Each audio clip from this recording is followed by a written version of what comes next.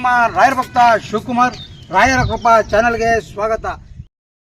ವೀಕ್ಷಕರೇ, ನಾನಿವತ್ತು ನಿಮಗೆ ಏನು ಹೇಳೋಕೆ ಹೊರಟಿದ್ದೀನಿ ಅಂತಂದರೆ, ನಾವು ಮಂತ್ರಾಲಯ ಹೋಗ್ಬೇಕಾದ್ರೆ ಯಾವ್ಯಾವ ಪ್ಲೇಸ್ಗಳು ಸಿಗುತ್ತೆ ಅನ್ನೋದನ್ನು ನಿಮಗೆ ಹೇಳೋಕೆ ಹೋಗ್ತಾಯಿದ್ದೀನಿ.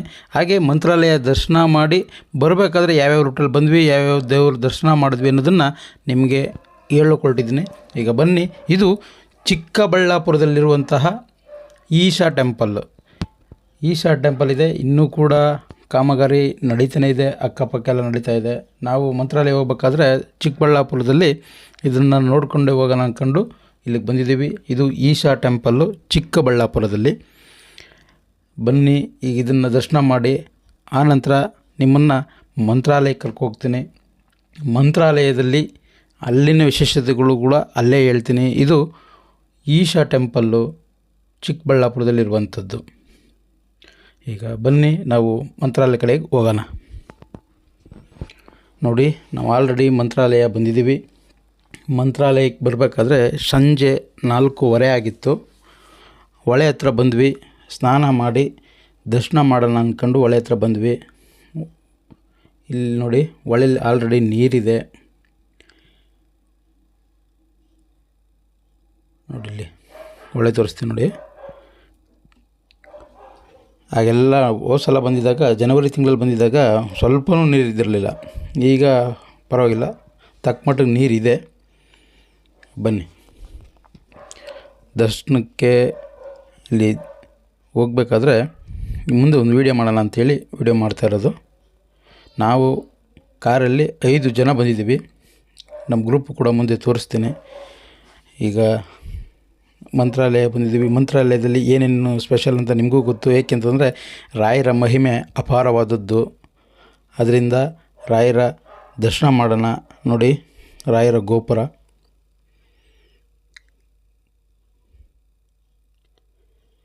ಇಲ್ಲಿ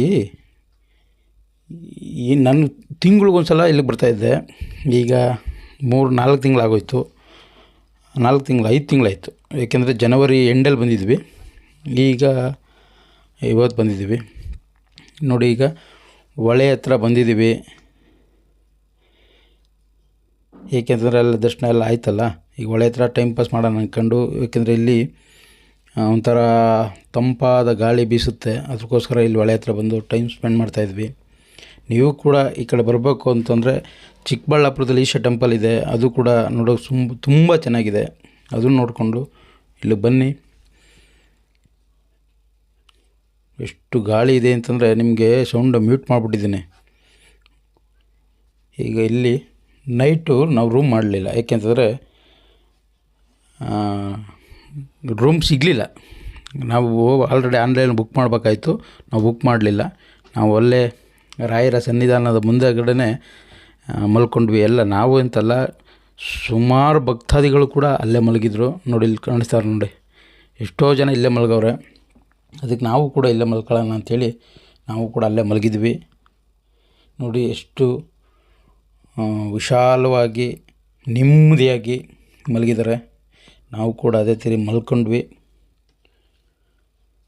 3 ಗಂಟೆಗೆ ಎದ್ದು ಮತ್ತೆ ಸ್ನಾನ ಎಲ್ಲ ಮುಗಿಸ್ಕೊಂಡು ಮತ್ತು ದರ್ಶನ ಮಾಡಿಕೊಂಡು ನಾವು ಇಲ್ಲಿಂದ ಬಿಚ್ಚಾಲೆ ಹೊರಟ್ವಿ. ಬಿಚ್ಚಾಲೆ ಏಕೆಂತಂದರೆ ಇಲ್ಲಿ ಮಂತ್ರಾಲಯ ದರ್ಶನ ಮಾಡಿದ ತಕ್ಷಣವೇ ಬಿಚ್ಚಾಲೆಯಲ್ಲೂ ಕೂಡ ಮಾಡಿದ್ರೆ 2 ಒಳ್ಳೆಯದಂತೆ. ಹಿರೀಕರಲ್ಲಿ ಆಗಲಿಂದ ಹೇಳ್ತಿದ್ರೆ, ನಾವು ಯಾವಾಗಲೂ ಬಂದರೂ ಕೂಡ ಮಂತ್ರಾಲಯದಲ್ಲಿ ರಾಯರ ದರ್ಶನ ಮಾಡಿಕೊಂಡು ಮತ್ತೆ ಬಿಚ್ಚಾಲೆ, ಪಂಚಮುಖಿ ಎಲ್ಲ ದರ್ಶನ ಮಾಡಿಕೊಂಡೇ ಬರೋದು. ಯಾವಾಗಲೂ ನಾವು ಬಂತವಿಂದನೂ ಕೂಡ ಇಲ್ಲಿ ಬರ್ತಾಯಿದ್ದೀವಿ. ಸುಮಾರು 4 ವರ್ಷದಿಂದ ಬರ್ತಾಯಿದ್ದೀನಿ. 4 ವರ್ಷದಿಂದನೂ ಇಲ್ಲಿ ಬಿಚ್ಚಾಲೆ ಮತ್ತು ಪಂಚಮುಖಿ ದರ್ಶನ ಅಂತೂ ಖಂಡಿತವಾಗೂ ಮಾಡ್ತೀವಿ. ನೋಡಿ, ಇದು ಬೆಳಿಗ್ಗೆ ಸ್ನಾನ ಎಲ್ಲ ಮಾಡಾದಮೇಲೆ ದರ್ಶನ ಮಾಡಿಕೊಂಡು ನಾವು ಈಗ ಬಿಚ್ಚಾಲೆಗೆ ಬಂದಿದ್ದೀವಿ. ಬಿಚ್ಚಾಲೆ ನೀವು ಕಾಣಿಸ್ತಾ ಇದೆಯಲ್ಲ, ಅಲ್ಲಿ ನರಸಿಂಹಸ್ವಾಮಿ ವಿಗ್ರಹ ನೋಡಿ. ಹಂಗೆ ಇಲ್ಲೂ ಕೂಡ ಹೊಳೆ, ಅದೇ ತುಂಗಭದ್ರಾ. ತುಂಗಾ ನದಿ ಸ್ನಾನ ಮಾಡಿದ್ರೆ ಏನೋ ಒಂಥರ ಆನಂದ, ಮೈಗೆ ಆನಂದ. ಇಲ್ಲಿ ಯಾರು ಮುಟ್ಟಬೇಡಿ ಅಂತಂದರೂ ಕೂಡ ಅಲ್ಲೇ ಮುಟ್ತಾರೆ. ನೋಡಿ, ಈ ಜನಗಳಿಗೆ ಯಾವ್ಯಾವ ಬುದ್ಧಿ ಬರುತ್ತೋ ಗೊತ್ತಿಲ್ಲ. ದೇವ್ರ ಥರ ನೋಡಬೇಕೆ ಹೊರತು ಇವ್ರು ಏನೇನೋ ಎಲ್ಲ ಹಾಳು ಮಾಡಿಬಿಡೋದು. ಇಲ್ಲಿ ಯಾಕೆಂದರೆ ಆಗೆಲ್ಲ ವೀಡಿಯೋ ಮಾಡೋಕ್ಕೆ ಅಲೋ ಇತ್ತು. ಈಗ ಫೋಟೋ ತೆಗಿಬೇಡಿ, ವೀಡಿಯೋ ಮಾಡಿಬಿಡಿ ಅಂತ ಅಲ್ಲಿ ಆಲ್ರೆಡಿ ಸೆಕ್ಯೂರಿಟಿ ಇಟ್ಟಿದ್ದಾರೆ ನೋಡಿ. ಅದಕ್ಕೆ ನಾನು ದೂರದಿಂದನೇ ವೀಡಿಯೋ ಮಾಡ್ತಾಯಿದ್ದೀನಿ. ಆದರೆ ಇಲ್ಲಿಗೂ ಕೂಡ ಬಂದರೆ ಏನೋ ಮನಸ್ಸಿಗೆ ಆನಂದ, ಏನೋ ನಮ್ಮ ತವರು ಮನೆಯಲ್ಲಿ ನಾವು ಈಗ ಅಪ್ಪನ ಮನೆಗೆ ಹೋದ ತಕ್ಷಣವೇ ಯಾವ ರೀತಿ ನೆಮ್ಮದಿ ಸಿಗುತ್ತೋ ಹಾಗೆ ಮಂತ್ರಾಲಯಕ್ಕೆ ಮತ್ತು ಬಿಚ್ಚಾಲಯಕ್ಕೆ ಬಂದರೆ ಅಷ್ಟೇ ಫೀಲ್ ಆಗುತ್ತೆ. ಅಷ್ಟು ಚೆಂದ ನೋಡ್ತಾ ಇದ್ದರೆ ಇಲ್ಲೇ ಇದ್ಬಿಡೋಣ ಅನಿಸುತ್ತೆ. ಈಗ ಅಪ್ಪಣ್ಣಾಚಾರ್ಯರ ಮನೆಗೆ ಹೋಗೋಣ. ನೋಡಿದ್ದು ರಾಯರು ವಿಶ್ರಾಂತಿ ಪಡೆಯುವಂತಹ ಸ್ಥಳ. ಇಲ್ಲೂ ಒಳಗಡೆ ತಣ್ಣಗೆ ಒಳ್ಳೆ ಎ ಸಿ. ಈಗ ಅಲ್ಲಿಂದ ನಾವು ಹಂಪೆಗೆ ಬಂದಿದ್ದೀವಿ, ವಿಶಾಲಾಕ್ಷ ಟೆಂಪಲ್ಗೆ ಬಂದಿದ್ದೀವಿ. ನೋಡಿ ಇಲ್ಲಿ ಗೋಪುರ ಕಾಣಿಸ್ತಾ ಇದೆಯಲ್ಲ. ಇಲ್ಲಿ ಹಂಪೆಯಲ್ಲಿ ಯಂತ್ರೋದ್ಧಾರಕ ಹನುಮಂತನ ದೇವಸ್ಥಾನ ಇದೆ. ಅದನ್ನು ನೋಡಬೇಕು ಅಂದ್ಕೊಂಡು ಬಂದ್ವಿ. ಆದರೆ ಬಂದ ತಕ್ಷಣ ಅದೊಂದೇ ನೋಡೋಕ್ಕಾಗಲ್ವಲ್ಲ, ಅದಕ್ಕೆ ಇವೆಲ್ಲ ನೋಡಿಕೊಂಡು ನಾವು ನೈಟು ಇಲ್ಲೇ ವಿಶಾಲಾಕ್ಷ ಟೆಂಪಲಲ್ಲೇ ಮಲ್ಕೊಂಡಿದ್ವಿ. ಮಲ್ಕೋಕೆ ಹೆಂಗೋ ನಮಗೆ ಅನುಕೂಲ ಮಾಡಿಕೊಟ್ಟಿದ್ರು. ನೋಡಿ ಇಲ್ಲಿ ಯಾರು ಅದನ್ನು ಪ್ರಿಂಟ್ ಚಿತ್ರ ಬರಿತಾಯಿದ್ರು, ಸಕ್ಕತ್ತಾಗಿ ಬರಿತಾಯಿದ್ರು ಯಾರೋ. ಅದನ್ನು ಕೂಡ ನಮಗೂ ತುಂಬ ಇಷ್ಟ ಆಯಿತು. ನೋಡ್ತಾ ಕೂತಿದ್ವಿ, ಫುಲ್ಲು ಚಿತ್ರ ಬಿಡಿಸೋವರೆಗೂ ನಾವು ಅಲ್ಲೇ ಇದ್ವಿ. ನೋಡಿ ಸ್ಕೆಚ್ ಆಗ್ತಾಯಿದ್ದಾರೆ ಯಾವ ಥರ ನೋಡಿ. ಈಗ ಜೂಮ್ ಹಾಕಿ ನೋಡಿ ತೋರಿಸ್ತೀನಿ ನೋಡಿ. ಇದು ಯಾವ ಕಡೆ ಬರಿತಾಯಿದ್ದಾರೆ ಅಂದರೆ ಈಗ ಅದನ್ನು ತೋರಿಸ್ತೀನಿ ನೋಡಿ. ಏಕೆಂದರೆ ಕಲೆಗಾರರಿಗೆ ಯಾವ ರೀತಿ ಏನೇನು ಬರೀಬೇಕು ಅಂತ ಅದು ಗೊತ್ತು, ನಮ್ಗೆ ಅದ್ರ ಗಂಧ ಗೊತ್ತಿಲ್ಲ ಅಲ್ವಾ. ನೀವು ಈ ಕಡೆ ಬಂದಾಗ ಹಂಪಿ ಕಲ್ಯಾಣ ಪಕ್ಕದಲ್ಲೇ, ದೇವಸ್ಥಾನ ಕಲ್ಯಾಣ ಪಕ್ಕದಲ್ಲೇ ಬುಕ್ ಮಾಡುವಂಥವ್ರು ಇರ್ತಾರೆ. ದಯವಿಟ್ಟು ಇಂಥವ್ರ ಹತ್ರ ಬುಕ್ಗಳನ್ನು ಖರೀದಿಸಿ ಇದರ ಬಗ್ಗೆ ಮಾಹಿತಿಗಳನ್ನು ತಿಳ್ಕೊಳ್ಳಿ ಅಂತ ಹೇಳ್ತಾ ಇದ್ದೀನಿ. ದಯವಿಟ್ಟು ಇಂಥವ್ರ ಹತ್ರ ಬುಕ್ ತಗೊಳ್ಳಿ. ನಾವೀಗ ಯಂತ್ರೋದ್ಧಾರ ಹನುಮಂತನ ದೇವಸ್ಥಾನಕ್ಕೆ ಹೋಗೋಣ ಅಂತ ಇಲ್ಲಿ ಬಂದ್ವಿ. ಇಲ್ಲಿಗೂ ಬೆಳಗ್ಗೆನೇ ಬಂದ್ವಿ. ಬೆಳಗ್ಗೆ ಎದ್ದು ಇಲ್ಲಿ ಸ್ನಾನ ಮಾಡಿ ಮಡಿ ಆದ್ವಿ. ಪೂಜಾರಪ್ಪರು ಕೂಡ ಇಲ್ಲಿದೆ ನೋಡಿ, ಅವ್ರನ್ನ ಕರ್ಕೊಂಡು ಹೋದ್ವಿ. ಆದರೆ ಇನ್ನೂ ದೇವಸ್ಥಾನ ಓಪನ್ ಇದ್ದಿರಲಿಲ್ಲ. ಅದಕ್ಕೆ ನಾವು ಇಲ್ಲಿ ಹೊಳೆ ಹತ್ರನೇ ಟೈಮ್ ಸ್ಪೆಂಡ್ ಮಾಡ್ತಾಯಿದ್ವಿ. ಏನಕ್ಕೆ ಅಂತಂದರೆ ಇದು ವ್ಯಾಸರಾಜರು ಪ್ರತಿಷ್ಠಾಪನೆ ಮಾಡಿದಂಥ ಯಂತ್ರೋದ್ಧಾರ ಹನುಮಂತ ದೇವಸ್ಥಾನ. ಅದನ್ನು ನೋಡಬೇಕು ಅಂದ್ಕೊಂಡೆ ಇಲ್ಲಿ ಬಂದಿದ್ವಿ. ಇಲ್ಲಿ ಸೀತೆ ಮತ್ತು ರಾಮ ಲಕ್ಷ್ಮಣನ ವಿಗ್ರಹ ನೋಡೋಕ್ಕೆ ರಿಯಲ್ ಮನುಷ್ಯರ ಥರನೇ ವಿಗ್ರಹ ಆಗಿದ್ದಾರೆ. ಅದನ್ನು ಕೂಡ ನಿಮ್ಗೆ ತೋರಿಸ್ತೀನಿ. ನೋಡಿ ನಮಗೆ ಒಂಥರ ತುಂಬ ಆನಂದ ಆಯಿತು. ಆ ಥರ ವಿಗ್ರಹನ ಮಾಡಿದ್ದಾರೆ ಇಲ್ಲಿ. ರಿಯಲ್ಲಿ ಮನುಷ್ಯರೇ ಬಂದಿರೋ ಥರ ಕಾಣಿಸುತ್ತೆ. ಆ ಥರ ವಿಗ್ರಹ ಮಾಡಿದ್ದಾರೆ. ತೋರಿಸ್ತೀನಿ ನೋಡಿ. ನೋಡಿ ಇಲ್ಲಿ ಎಷ್ಟು ಚಂದ ಕಾಣಿಸ್ತಾರಲ್ಲ. ಲಕ್ಷ್ಮಣ, ರಾಮ, ಸೀತಾ. ಬನ್ನಿ ಈಗ ಯಂತ್ರೋದ್ಧಾರ ಹನುಮಂತನ ದೇವಸ್ಥಾನಕ್ಕೆ ಹೋಗೋಣ. ನೋಡಿದೆ ಯಂತ್ರೋದ್ಧಾರಕ ಹನುಮಂತನ ದೇವಸ್ಥಾನಕ್ಕೆ ಹೋಗ್ತಾಯಿದ್ದೀವಿ ಈಗ. ಏಕೆಂದರೆ ಅಲ್ಲಿ ಬಾಗಿಲು ಹಾಕಿದ್ರು, ಕಿಟಕಿ ಮುಖಾಂತರನೇ ನಾವು, ಯಾಕಂದರೆ ಡೋರ್ ಕಿಂಡಿಲಿದೆ, ಆ ಕಿಂಡಿನ ಹಿಂದೆ ನಾವು ನೋಡಿದ್ದು. ಯಾಕೆಂದರೆ ಇನ್ನೂ ಓಪನ್ ಆಗಿರಲಿಲ್ಲ. ನಾನು ಮತ್ತು ನಮ್ಮ ಫ್ರೆಂಡ್ಸ್, ನಾವು 5 ಜನ ಯಾರು ಹೋಗಿದ್ವಿ, ಅವರೆಲ್ಲ ಇಲ್ಲಿಗೂ ಕೂಡ ಬಂದ್ವಿ. ಏನಕ್ಕೆ ಅಂತಂದರೆ ಒಂಥರ ಕುತೂಹಲ ನಮಗೆ. ಈಗ ರಾಯರು ಹಿಂದಿನ ಜನ್ಮ ವ್ಯಾಸರಾಜರು ಪ್ರತಿಷ್ಠಾಪನೆ ಮಾಡಿರುವಂಥ ಯಂತ್ರೋದ್ಧಾರ ಹನುಮಂತನ ನೋಡಬೇಕು ಅಂದ್ಕೊಂಡೆ ನಾವು ಇಲ್ಲಿಗೆ ಬಂದಿದ್ದೀವಿ. ಆದರೆ ದರ್ಶನ ನಮಗಾಯಿತು. ಕಿಂಡಿಲಿ ನೋಡಿದ್ವಿ. ಆದರೆ ಇಲ್ಲಿ ವೀಡಿಯೋ ಮಾಡಿದ್ರೆ ಅದು ಕಾಣಿಸ್ತಿರ್ಲಿಲ್ವಲ್ಲ, ದೂರ ಇತ್ತು.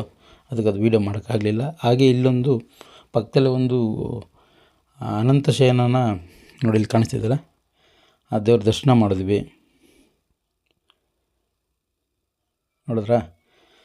ಈಗ ಅಲ್ಲಿಂದ ಕೆಳಗಡೆ ಇಳಿದು ನಾವು ಇನ್ನೆಲ್ಲಿಗೆ ಹೋಗ್ಬೇಕು ಅಂತ ಪ್ಲ್ಯಾನ್ ಮಾಡ್ತಾಯಿದ್ವಿ. ಆದರೆ ಇವರು ಅಂತಂದ್ರು ಹಂಪೆಯಲ್ಲಿ ಇನ್ನೊಂದು ಇದೆ, ಕಲ್ಲಿನ ರಥ ಇದೆ, ಅದು ನೋಡೋಣ ಬನ್ನಿ ಅಂತಂದರು. ಸರಿ ಆಯಿತು ಹೋಗೋಣ ಅಂತ ಹೇಳಿದ್ವಿ. ಆದರೆ ಈ ಹಂಪೆಯಲ್ಲಿ ಒಂದು ದಿನ ನೋಡ್ತೀನಿ ಅನ್ನೋದಾಗಲ್ಲ. ಏನಕ್ಕೆ ಅಂತಂದರೆ ಅಲ್ಲಿ ಎಂತೆಂಥ ಪ್ಲೇಸ್ಗಳಿದೆ ಅಂತಂದರೆ ನನಗೂ ಇದೇ ಫಸ್ಟು ನಾನು ಹಂಪಿಗೆ ಹೋಗಿದ್ದು. ಆಗೆಲ್ಲ ಹೋಗ್ತಿದ್ವಿ, ಏಕೆಂದರೆ ನಾವು ಸ್ಕೂಲ್ ಟೈಮಲ್ಲಿ ಆಗ ₹5 ನಮ್ಮ ಮಾಸ್ಟ್ರುಗಳು ₹5 ಇಸ್ಕೊಂಡು ಕರ್ಕೋಗ್ತಾಯಿದ್ರು ಟೂರ್ ಮಾಡ್ತಿದ್ದಾಗ. ಆ ಚಿಕ್ಕ ವಯಸ್ಸಲ್ಲಿ ಕರ್ಕೋಗ್ತಿದ್ದು. ಇಲ್ಲಿ ವಿಜಯನಗರ ಸಾಮ್ರಾಜ್ಯ ಅನ್ನೋದು ಬಹಳ ವಿಶೇಷವಾದದ್ದು ಪ್ಲೇಸ್ಗಳು. ಎಂತೆಂಥ ಪ್ಲೇಸ್ಗಳಿದೆ ಅಂತಂದರೆ ತುಂಬ. ನೋಡಿ, ಈಗ ನಾವೀಗ ಕಲ್ಲಿನ ರಥ ನೋಡೋಕೆ ಹೋಗ್ತಾಯಿದ್ದೀವಿ. ವಿಜಯನಗರದ ರಾಜಧಾನಿಯಲ್ಲಿ ನಾವು ಆಗಿನ ಕಾಲದಲ್ಲಿ ಎಂತೆಂಥ ರಾಜ ಮಹಾರಾಜರುಗಳು ಆಳಿದಂಥ ಸ್ಥಳಕ್ಕೆ ನಾವೀಗ ಹೋಗ್ತಾಯಿದ್ದೀವಿ.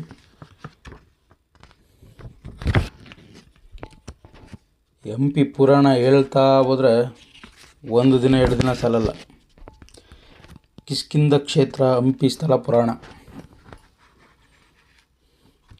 ಇದೇ ಸ್ಥಳದಲ್ಲಿ ಅಂದರೆ ಇದೇ ಹಂಪಿಲಿ ನಮ್ಮ ಆಂಜನೇಯ ಅಂದರೆ ಹನುಮಂತ ಹುಟ್ಟಿದ ಸ್ಥಳ ಅಂಜನಾದ್ರಿ ಬೆಟ್ಟ ಕೂಡ ಇದೆ. ನೋಡಿ, ಈಗ ಬಂದ್ವಿ.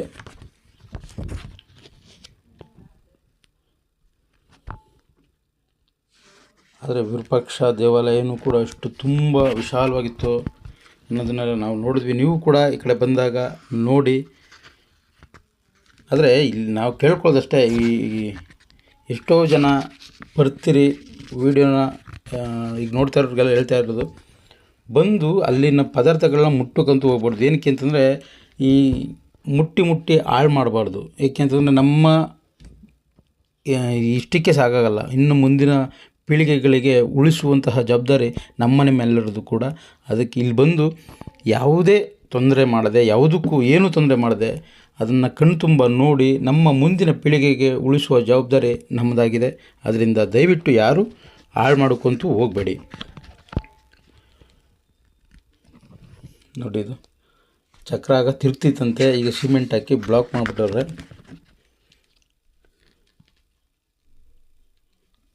ನೋಡೋಕ್ಕೆ 2 ಕಣ್ಣು ಸಾಲದು ಅಂಥ ಜಾಗಕ್ಕೆ ನಾವು ಬಂದಿದ್ದೀವಿ. ಇಲ್ಲಿ ಪುರಂದರ ಮಂಟಪ ಇದೆ, ಅರಸರ ತುಲಾಭಾರದ ಸ್ಥಳ ಕೂಡ ಇದೆ.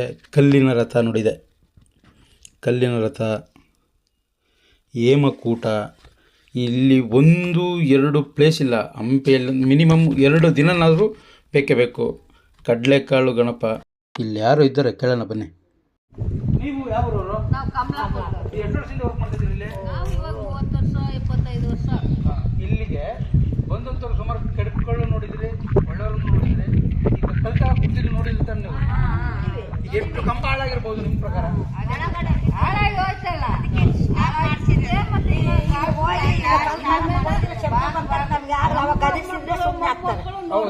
ಸತ್ಯ ಅದು. ಇದ್ದಿದ್ದು ಇವಾಗ ಹೆಂಗೈತೆ, ಫಸ್ಟ್ ಹೆಂಗಿತ್ತು ಆ ಕಾಲದ್ದು.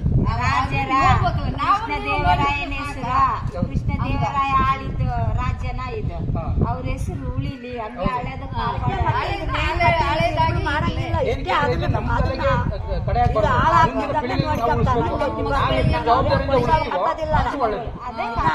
ನೀವು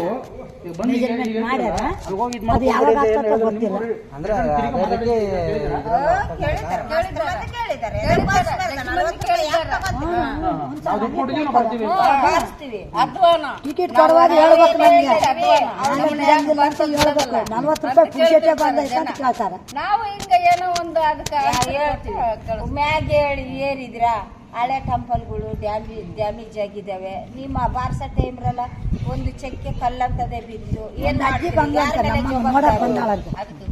ಬರುವಾಗ ಬೇಸ್ ಬಂದು ಗೈಡ್ ಹೇಳ್ತಾರಲ್ಲ ಕೊಲಿ ಬಂದ್ಬಿಟ್ಟಂತೆ. ಬಂದು ಅಲ್ಲಿಂದ ದಪ್ಪ ಅಂತ ಬಿತ್ತು 4 ಮಂದಿ ಎತ್ಕೊಂಡು ಹೋಗ್ಯಾರಂತ ಮುರಿಯಾಕಿ ಬೆಡ್ಶೀಟ್ನಾಗ ಹಾಕಿ. ಜನ ಎಲ್ಲ ಫುಲ್ ತುಂಬಿರ್ತಾರೆ ಟೆಂಪಲ್ ತುಂಬಾ. ನಾವ್ ಹೇಳ್ತಾ ಇರೋದು ಏನು ಅಂತಂದ್ರೆ, ಈಗ 50 ರೂಪಾಯಿ ಕೊಟ್ಟು 40 ರೂಪಾಯಿ ಕೊಟ್ಟು ಬಂದು ನೋಡ್ಬೋದು. ಏನು ಹಾಳಾಗೋದ್ರೆ ನಾವು 50,000 ಕೊಡ್ತೀವಿ, 50 ಲಕ್ಷ ಕೊಡ್ತೀವಿ ಅಂತಂದ್ರೂ ಕಾಣಲ್ಲ. ದಯವಿಟ್ಟು ಬಂದಂತವ್ರು ಬಾರ್ಸಕ್ಕಂತ ಹೋಗ್ಬೇಡಿ. ಬಂದು ನೋಡಿ ನಿಂತ್ಕೊಂಡು ಎಲ್ಲ ಕಣ್ತುಂಬ್ಕೊಳ್ಳಿ.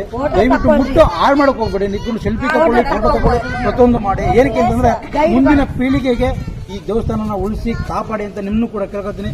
ಬಂದು ಯಾವುದೇ ಕಾರಣಕ್ಕೂ ಇಲ್ಲಿ ತೊಂದರೆ ಮಾಡಬೇಡಿ. ನಾವು ಅಲ್ಲಿಂದ ಚಿತ್ರದುರ್ಗದಲ್ಲಿರುವಂತಹ ರಾಯರ ಮಠಕ್ಕೆ ಬಂದಿದ್ದೀವಿ. ಇಲ್ಲಿ ನೀರಿನ ವೆಂಕಣ್ಣ ಅಂತಿದ್ದರು. ಅವ್ರಿಗೆ ಮುಕ್ತಿ ಕೊಟ್ಟಂತಹ ಜಾಗನ ನೋಡಲೇಬೇಕು ಅಂದ್ಕೊಂಡು ನಾವು ಚಿತ್ರದುರ್ಗ ಬಂದು ಚಿತ್ರದುರ್ಗ ನೋಡಿದೆ ಆ ಸ್ಥಳ. ಎಷ್ಟು ಒಳ್ಳೊಳ್ಳೆ ಸ್ಥಳಕ್ಕೆ ಬಂದಿದ್ದೀವಿ. ಮುಂದೆ ವಿಡಿಯೋ ನಿಮ್ಗೆ ಆಗ್ತಾ ಇರ್ತೀನಿ ನೋಡಿ.